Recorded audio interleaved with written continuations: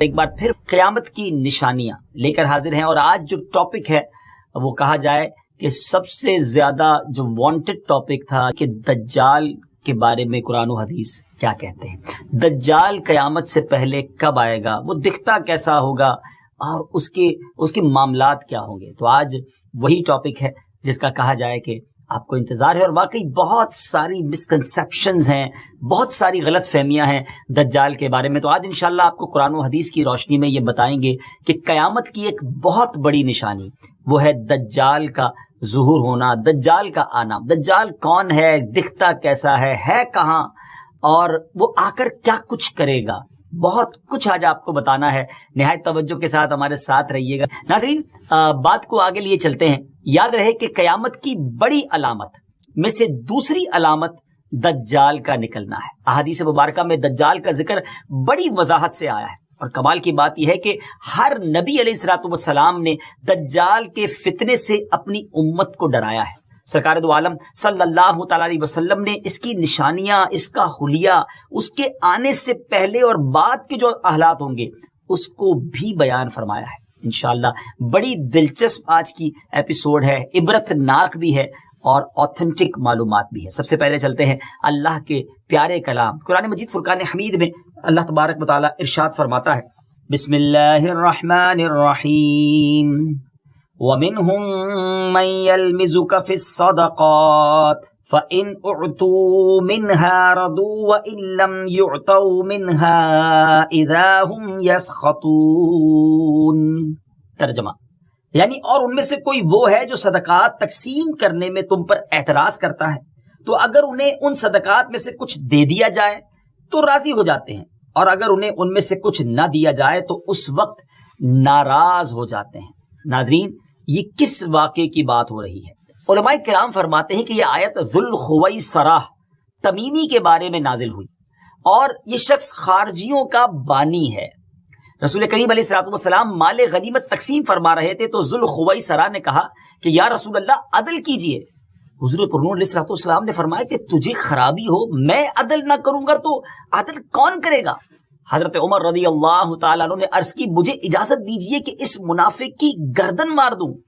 تو پیارے آقا علیہ الصلوۃ والسلام نے فرمایا کہ اسے چھوڑ دو، اس کے اور بھی ہمراہی ہے کہ تم ان کی نمازوں کے سامنے اپنی نمازوں کو اور ان کے روزوں کے سامنے اپنے روزوں کو حقیر دیکھو گے۔ وہ قرآن پڑھیں گے اور ان کے گلوں سے نہ اترے گا، وہ دین سے ایسے نکل جائیں گے جیسے تیر شکار سے۔ یہ اس گستاخ کی، اس بدبخت کی گستاخی ہی دراصل اس بدترین فتنے کا پیش خیمہ ثابت ہوئی جس نے بعد میں امت مسلمہ میں زبردست انتشار پیدا کر دیا۔ حضرت عثمان غنی رضی اللہ تعالیٰ عنہ اور مولا علی کرم اللہ تعالیٰ وجہ الکریم کے دور خلافت میں اسلامی ریاست کو چیلنج کرنے والے، یعنی اتھارٹی آف اسلامک ریاست کو چیلنج کرنے والے باغی گروہ در حقیقت اسی کے فالوورز تھے۔ جنگ صفین کے موقع پر جب حضرت علی رضی اللہ تعالیٰ عنہ نے خون خرابے سے بچنے کے لیے تحکیم یعنی ثالثی آربیٹریشن کے راستے کو اپنایا کہ چلیں کوئی بیچ میں فیصلہ کر لیا جائے، تو پہلے تو خوارج نے اس کی حمایت کی، مگر جب یہ فیصلہ کر لیا گیا تو یہ خوارج اس کو رد کرتے ہوئے مولا علی کرم اللہ تعالیٰ وجہ الکریم کے لشکر سے بھی نکل گئے۔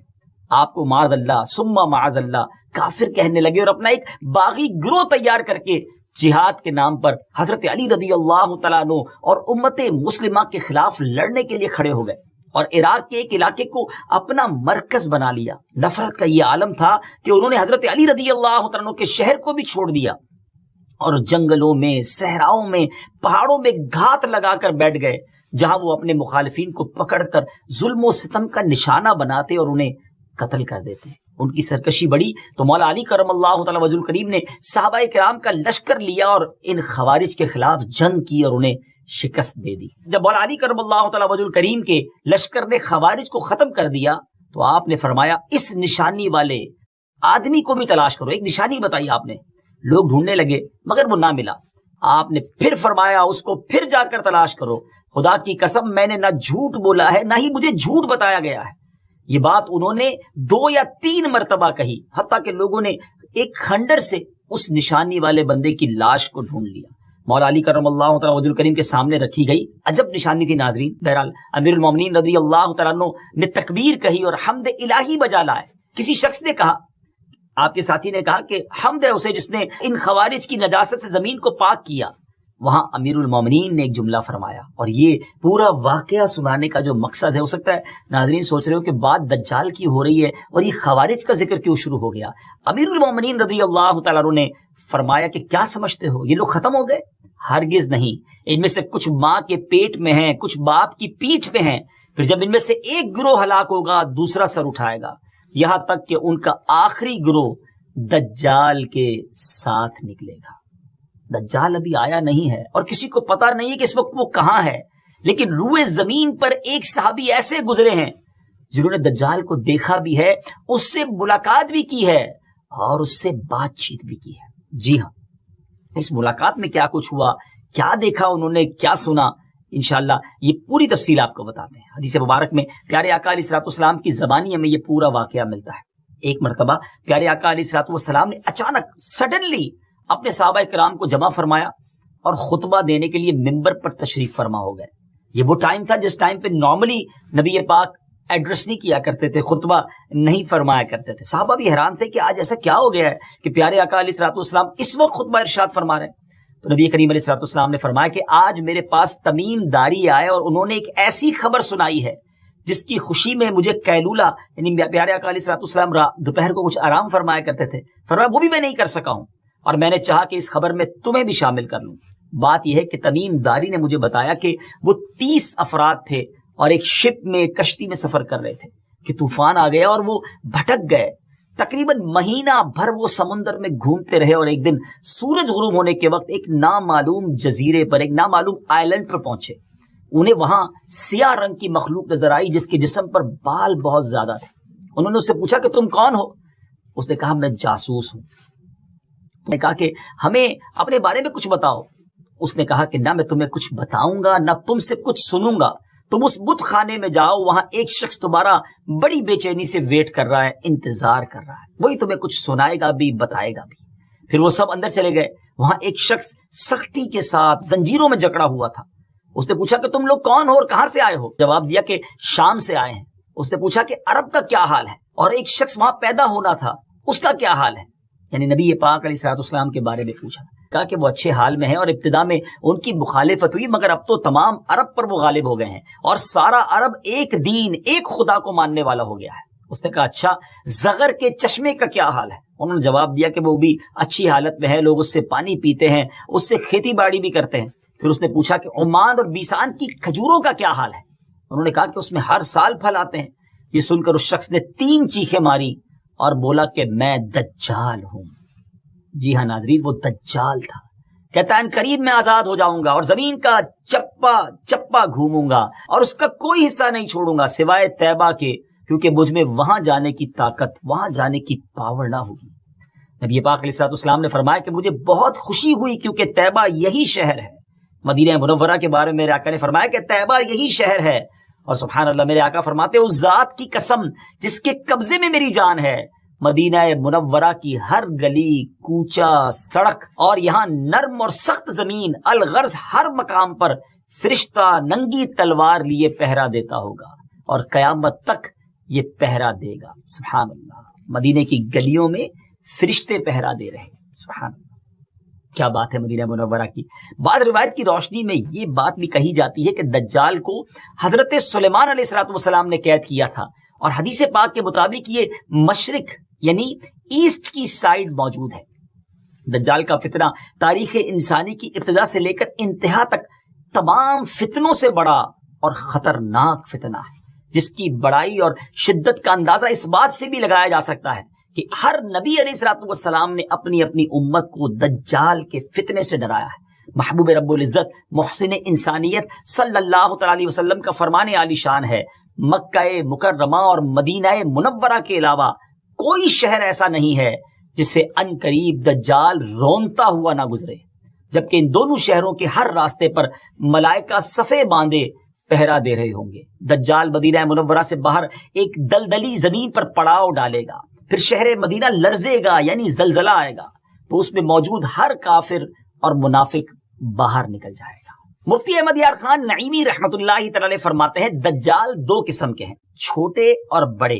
چھوٹے دجال بہت ہوئے اور ہوں گے. ہر جھوٹا نبی، جھوٹا صوفی جو لوگوں کو گمراہ کرے وہ دجال ہیں. بڑا دجال صرف ایک ہے جو دعوی خدائی کرے گا. جی ہاں، بڑا دجال جو قیامت کے قریب آئے گا وہ خدا ہونے کا دعویٰ کرے گا، لیکن وہ یہ کام بالکل سٹارٹ میں نہیں کرے گا، بلکہ شروع میں خود کو مومن ظاہر کرے گا، لوگوں کو بھلائی کی طرف بلائے گا، پھر نبوت کا، اور آخرکار خدا ہونے کا دعویٰ کرے گا. اب تک کی گفتگو سے دجال کا آنا تو ثابت ہو گیا کہ دجال کا آنا سچ ہے اور یہ ہو کر رہے گا، لیکن یہ دکھے گا کیسا، اپیرنس کیا ہوگی. مختلف احادیث میں دجال کا جو حلیہ بتایا گیا ہے وہ یہ ہے کہ دجال ایک جوان مرد ہوگا، لمبا قد ہوگا، جسم بہت موٹا ہوگا، ایک آنکھ سے کانا ہوگا، اور ایک کانی آنکھ ایسی ہوگی جیسے پھولا ہوا انگور، اور جبکہ اس کی ایک آنکھ خون آلود ہوگی. اس کا سینہ چوڑا ہوگا اور ذرا سا اندر کی طرف دھسا ہوا ہوگا. دجال کی پیشانی چوڑی ہوگی اور دونوں آنکھوں کے درمیان کاف فا را یعنی کافر لکھا ہوگا، جسے ہر مسلمان پڑھ سکے گا چاہے اسے پڑھنا آتا ہو یا نہ آتا ہو. اور اس کے جسم پر بہت زیادہ بال ہوں گے اور اس کے بال گھنگریالے ہوں گے. اس کے دونوں کانوں یعنی ایئرز کے درمیان 40 ہاتھ کا فاصلہ ہوگا. اس کی دونوں پنڈلیوں کے درمیان فاصلہ ہوگا اور اس کے دونوں پاؤں کا اگلا حصہ ایک دوسرے سے قریب اور ڈٹو یعنی ٹخنوں کی طرف سے فاصلہ ہوگا، جس کی وجہ سے یہ بہت عجیب و غریب دکھے گا. جہاں نظر پڑے گی وہاں اس کا قدم پہنچے گا. اس کی سواری بہت زیادہ بالوں والا گدھا ہوگا، ڈونکی ہوگا. یہ تو تھا دجال کا حلیہ. دجال کے آنے سے پہلے کیا حالات ہوں گے، لوگ کس حالت میں ہوں گے، ان کے بارے میں بات کرتے ہیں. دجال کے نکلنے سے پہلے دنیا بہت بری حالت میں ہوگی، جیسا کہ احادیث مبارکہ کے مضامین سے پتہ چلتا ہے کہ اس کے نکلنے سے 3 سال پہلے سے اس دنیا میں خشک سالی پھیل جائے گی. خشک سالی کا گویا سال پھیل جائے گا. فرسٹ ایئر کیا ہوگا، آسمان سے 1/3 بارش ہوگی اور زمین کی 1/3 پیداوار روک لی جائے گی، یعنی اب صرف 66% گروتھ ہو رہی ہوگی زمین کے اندر. دوسرے سال آسمان سے 2/3 بارش روک لی جائے گی، یعنی 66% اپروکسیمیٹلی 2/3 بارش نہیں ہوگی، اور پھر 2/3 زمین کی پیداوار بھی. اور جو 3rd ایئر ہوگا اس سال کوئی بارش نہیں ہوگی، زمین پر کوئی پیداوار نہیں ہوگی، حتیٰ کہ آسمان شیشے کی طرح ہو جائے گا اور زمین تانبے کی ہو جائے گی. اس خشک سالی کے سبب تمام چوپائے ہلاک ہو جائیں گے، فتنے اور قتل و غارت گری عام ہو جائے گی. آدمی ایک دوسرے کو قتل اور جلا وطن کر رہے ہوں گے. غذائی قحط یعنی ایک جس کو کہیں کہ فوڈ کا کرائسس پیدا ہو جائے گا. علمی اور روحانی قحط بھی ہوگا، یعنی فوڈ کرائسس کے ساتھ ساتھ غذائی قحط کے ساتھ ساتھ علمی اور روحانی قحط بھی برپا ہوگا. دین کے معاملے میں لوگوں میں کمزوری پیدا ہو چکی ہوگی، علماء اور دیندار لوگوں کی قلت ہوگی. تب دجال ایسٹ کی سائڈ سے، مشرق کی طرف سے ایک اصبہان یا خراسان نامی شہر سے نکلے گا اور زمین پر 40 دن رہے گا، جن میں سے ایک دن 1 سال کے برابر ہوگا، اور ایک دن 1 ماہ کے برابر، اور اگلا دن 1 ہفتے کے برابر، جبکہ باقی دن سال کے عام دنوں کی طرح ہوں گے.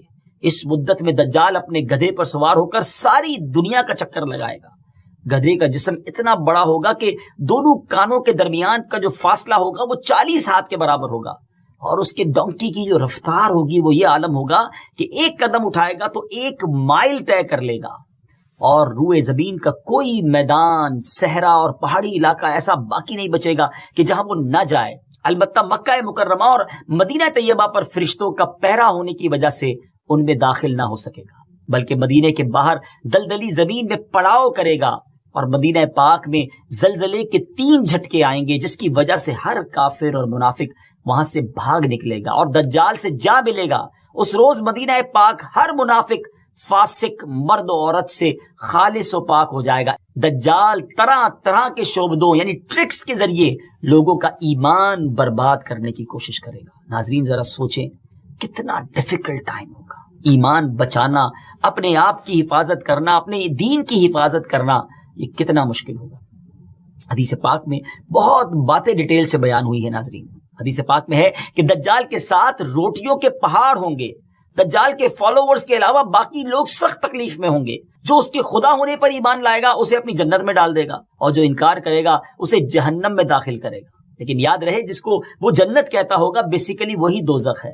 اور جس کو وہ دوزخ کہتا ہوگا اور جو ایمان کی وجہ سے اس میں ڈالا جائے گا، اس کا انکار کی وجہ سے ڈالا جائے گا، تو وہ آگ میں نہیں بلکہ وہ واقعی جنت میں جا رہا ہوگا۔ اس کے لیے زمین کو لپیٹ دیا جائے گا، وہ 40 دن میں پوری دنیا کا چکر لگائے گا سوائے حرمین طیبین کے۔ زمین سے خزانے نکالے گا اور خزانے اس کے پیچھے چلیں گے۔ علم دین کی انتہائی کمی ہوگی، روئے زمین پر کوئی ایسا شخص باقی نہ ہوگا جو دجال سے ڈیبیٹ کر سکے، مناظرہ کر سکے۔ ایک ایسا نیک مومن ان کی طرف آئے گا جس سے دجال کے سپاہی کہیں گے کہ کیا تم ہمارے رب پر ایمان نہیں لاتے؟ وہ نیک مومن کہیں گے کہ میرے رب کی نشانیاں چھپی ہوئی نہیں ہیں۔ پھر وہ ان کو پکڑ کر دجال کے پاس لے جائیں گے۔ یہ دجال کو دیکھ کر فرمائیں گے، اے لوگوں، یہ وہی دجال ہے جس کا رسول کریم علیہ الصلوۃ والسلام نے ذکر فرمایا تھا۔ دجال کے حکم سے ان کو مارا جائے گا، زد و کوب کیا جائے گا۔ پھر دجال کہے گا کہ کیا تم میرے اوپر ایمان نہیں لاتے؟ وہ فرمائیں گے تو مسیح کذاب ہے۔ دجال کے حکم سے ان کے جسم مبارک سر سے پاؤں تک کاٹا جائے گا، 2 حصے کر دیا جائے گا۔ ان دونوں حصوں کے درمیان سے دجال گزرے گا، پھر دوبارہ اس کہے گا کہ اٹھو، تو وہ تندرست ہو کر اٹھ کھڑے ہوں گے۔ تب دجال ان سے کہے گا کہ اب تو مجھ پر ایمان لے آؤ۔ وہ فرمائیں گے میری بصیرت اور زیادہ ہو گئی ہے، اے لوگوں یہ دجال ہے، اب میرے بعد یہ کسی کے ساتھ پھر ایسا نہیں کر سکے گا۔ پھر دجال انہیں پکڑ کر ذبح کرنا چاہے گا اور اس پر قادر نہ ہو سکے گا، پھر ان کو پکڑ کر گویا اپنی جہنم میں ڈالے گا۔ لوگ گمان کریں گے کہ ان کو آگ میں ڈالا ہے، مگر در حقیقت وہ جنت ہوگی، اور جسے وہ اپنی جنت کا نام دے گا وہ در حقیقت وہ دوزخ ہوگی۔ دجال کے کہنے پر آسمان سے بارش برسے گی، زمین کو حکم دے گا وہ سبزے اگائے گی، آسمان اس کے کہنے پر گویا پانی برسائے گا۔ دجال کے ماننے والوں کے جانور لمبے چوڑے اور خوب تیار اور دودھ والے ہو جائیں گے، اور ویرانے میں جائے گا تو وہاں کے خزانے شہد کی مکھیوں کی طرح اس کے ساتھ ہو جائیں گے۔ اس قسم کے بہت سے شعبدے، بڑی ٹرکس دکھائے گا۔ در حقیقت میں سب جادو کے کرشمے اور شیاطین کے تماشے ہوں گے جن کا حقیقت سے کوئی تعلق نہیں ہوگا، اس لیے کہ اس کے وہاں سے جانے کے بعد لوگوں کے پاس کچھ بھی نہیں رہے گا۔ خزانے بھی دکھائے گا، بہت ساری چیزیں ہوں گی، لیکن جب دجال وہاں سے جائے گا تو پیچھے سب چیزیں دوبارہ ختم ہو جائیں گی۔ دجال کے لشکر میں 70,000 اصفہان کے یہودی ہوں گے اور 13,000 ان کی عورتیں، اور ساتھ ساتھ وہ لوگ بھی ہوں گے جو یہودیوں کے تابع ہوں گے۔ اس کے ساتھ شیاطین ہوں گے، وہ اس سے کہیں گے اے دجال ہم سے جو چاہے کام کروا لے، ہم تیری مدد کریں گے۔ دجال کہے گا کہ لوگوں میں پھیل جاؤ، میرا خوب چرچا کرو کہ میں رب ہوں۔ شیاطین ایسا ہی کریں گے۔ دجال کے ان فتنوں کی وجہ سے اہل ایمان سخت پریشان اور تنگی کے عالم میں بھاگ کر دخان نامی ایک پہاڑ میں پناہ لیے ہوئے ہوں گے، لیکن دجال ان کا پیچھا کر کے پہاڑ کا گھیرا کرے گا۔ اہل ایمان سخت تکلیف میں، بھوک میں مبتلا ہوں گے، تب اللہ پاک حضرت سیدنا عیسیٰ علیہ نبینا علیہ الصلوۃ والسلام کو نازل فرمائے گا۔ ناظرین، یہ وہ ٹرننگ پوائنٹ ہوگا کہ تمام تکلیفوں کے بعد، تمام پرابلمز کے بعد اہل ایمان کی پھر مدد کیسے کی جائے گی۔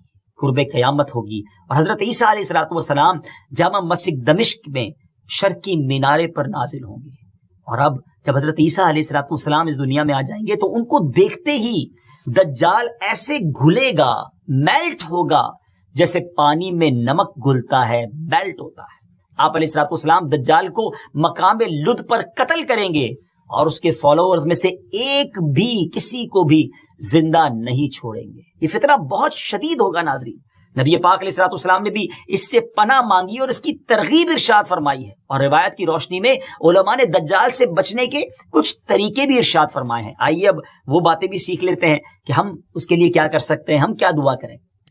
جو کوئی مسلمان مکہ یا مدینے میں ہوگا وہ دجال کے فتنے سے محفوظ رہے گا، کیونکہ دجال حرمین طیبین میں داخل نہیں ہو سکے گا۔ بعض روایت میں آیا کہ جو مسجد اقصی یا مسجد طور میں ہوگا وہ بھی فتنہ دجال سے بچا رہے گا۔ نبی پاک علیہ الصلوۃ والسلام نے فرمایا جو سورہ کہف کی پہلی 10 آیتیں یاد کرے گا دجال کے فتنے سے محفوظ رہے گا۔ میں بھی نیت کر لیتا ہوں، آپ بھی کر لیں کہ 10 آیتیں سورہ کہف کی، فرسٹ 10 آیات آف سورہ کہف، اس کو یاد کر لیں۔ علماء نے مختلف حدیثوں کی روشنی میں یہ بات بھی بیان کی اور فرمایا کہ پہاڑوں اور جنگلوں سے دور رہا جائے، کیونکہ دجال اکثر دیہاتوں یعنی ولیجز میں جائے گا۔ ان باتوں کے ساتھ ساتھ اللہ تعالیٰ کی تسبیح و تکبیر، ایمان پر ثابت قدمی اور صبر سے بھی دجال سے بچا جا سکے گا۔ اگر وہ کسی کو اپنی آگ میں بھی پھینکے گا تو اسے چاہیے کہ وہ ثابت قدم رہے، کیونکہ وہ آگ اس پر سلامتی والی ہو جائے گی، یعنی گویا گلزار ہو جائے گی۔ یا اللہ عز و جل اس مشکل وقت میں ہر مسلمان کی مدد فرمانا۔ ناظرین، اس کے ساتھ ہی ہمارے اس امیزنگ ایپیسوڈ کا وقت ختم ہوا ہے.